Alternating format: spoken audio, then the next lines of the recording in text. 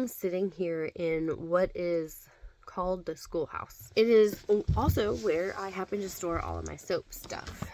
Soap making and soap that is curing. I had made a soap making video before. I felt like it was so much information that I just wasn't going to be able to do it justice doing it in just one video. So I kind of want to break it down for the supplies that you need, also the oils and what each oil does. I think that would be a good introduction to soap making. Now, I make soaps to sell. I will tell you, people love this stuff. They love it homemade. They like it rustic. If you want to, you can sell it, but it is not necessary. You can just consume it yourself. So now let's get into the supplies. Basic soap making, there are some things that you are going to need. A kitchen scale. I would definitely do one with grams because when you're making soap, that is how a lot of the recipes are formulated, is with grams. Thermometer. This is going to tell you how hot the oil is so that you will know when you can add the lye and the oil together. Now, you don't have to have a thermometer. It's very helpful though. Take out a lot of the guesswork. A soap mold. I don't know why I said it weird. You need a soap mold. Why am I soap mold? You need a soap mold. This is the one that I use. It has a silicone insert that you can remove. Pop out your soap, wash it, and put it back in the mold.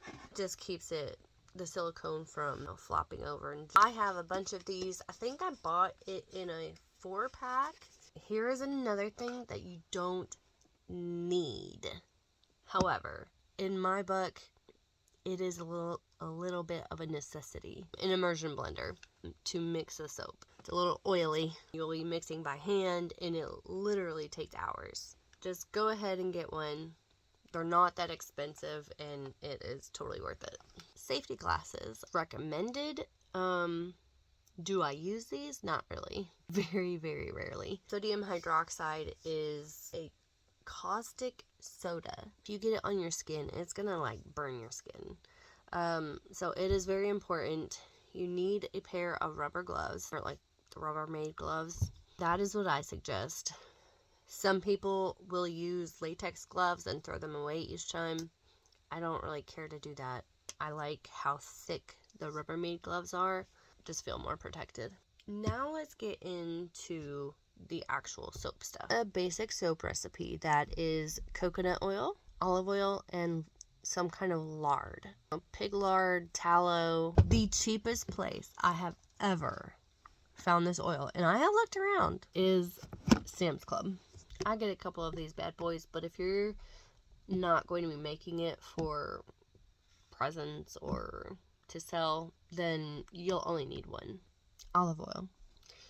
Alright, so what do these oils do? The coconut oil is for cleaning. This one is for moisturizing and conditioning your skin. If you don't use lard, you can use palm oil. And this I did get on Amazon. A little bit controversial, so some people don't really like it. When I make soap, those are the 3 main oils that I use. It's a great rounded soap. Now, I also will use just a little bit of something extra moisturizing, such as cocoa butter, mango butter, or shea butter. I like the rice bran oil because it has that extra vitamin E in it. This I get on Amazon. Has a lot of vitamin E in it. It is just great for your skin. Cocoa butter. Now this one I got on Amazon. This was pretty expensive. However, I am selling soap and I want to give my customers something good and quality and, not just something that I threw together. So that is why I decided to buy this. 7 pounds. It was expensive, but I think this is worth it for me. It is just a big old brick like this of shea butter. And I just take a knife and cut it. And that's how I do the shea butter.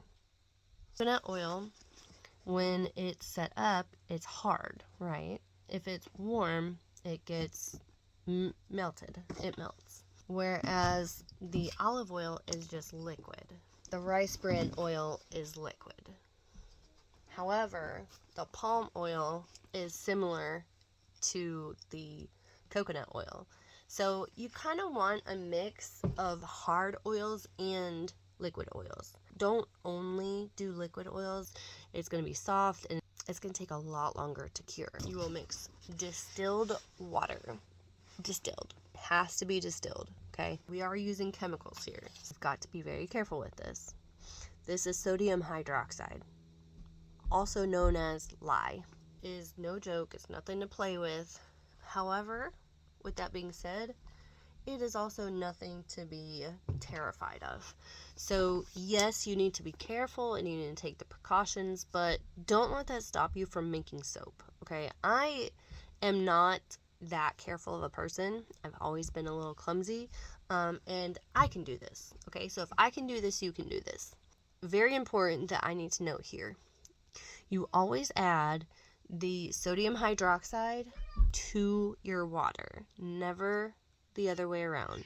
They're like white crystals. Think of it as a lake, and the snow is coming down onto the lake. And then you will need to stir it, which brings me to the fact that you will need a stainless steel bowl. And when you stir it, it is going to cause some fumes to come off, and it's also going to cause that water to get pretty hot. So you need to be very careful, which is another reason why I like those thicker gloves, is I can kind of handle that, not worry about it splashing on me, and also not worry about it being too hot on me. I have the separate bowl just for the water and the lye. Wash it out when I'm done, and we're good. Good to go. Also, I do have a silicone spatula that I bought, Dollar Tree, that I stir the water and the lye with, and I do this outside. That way I don't have to worry about the fumes. I just let it air out and it can cool down quickly, especially this time of the year. It's all fine. But if you are doing it inside, there's a lot of precautions you need to take. Have a fan going, have the windows open, and have everybody out of there. Pets and children. I mean, it can be a pretty strong odor. When I do it outside, I don't even notice it at all. However, when I do it inside, it's like almost choking me up. Definitely is something that you need to be aware of. Happens, and be prepared for that. Be prepared to stay out of the area for a while until it cools down. Talk about the fragrance. I definitely prefer essential oils. However, since I do sell the soap, I know that that's not necessarily everybody. I order some different scents. There you go. That is all that I can think of. Let me know if you have any questions, if there's something that you want to see. I just play it safe, and I get it from a tried and true tested place from Brambleberry. They have a deal on their website. You can get 10 of these trial sizes for $20. So 10 different scents for $20 for shipping, which to me is still a really great deal. So one of these trial sizes does a whole loaf of soap. One of these. So one of these for one whole loaf. It's not too much, it's not too little, like it's perfect. You don't have to weigh it out, and you just dump the whole bottle in. I did order a box from Amazon of 72 colors. I have plenty of options. However, now I almost feel like it's too many, and it's not what I'm looking for. I have found that I use a lot of the same colors over and over. And you know, alright, so say I want to do a fall one, and I use this red. So now this red is gone, I don't have anything else. So when I do a peppermint candy cane swirl, I'm not going to have the right color red that I want. So that is the only downside with that. We'll do some soap making videos coming up soon.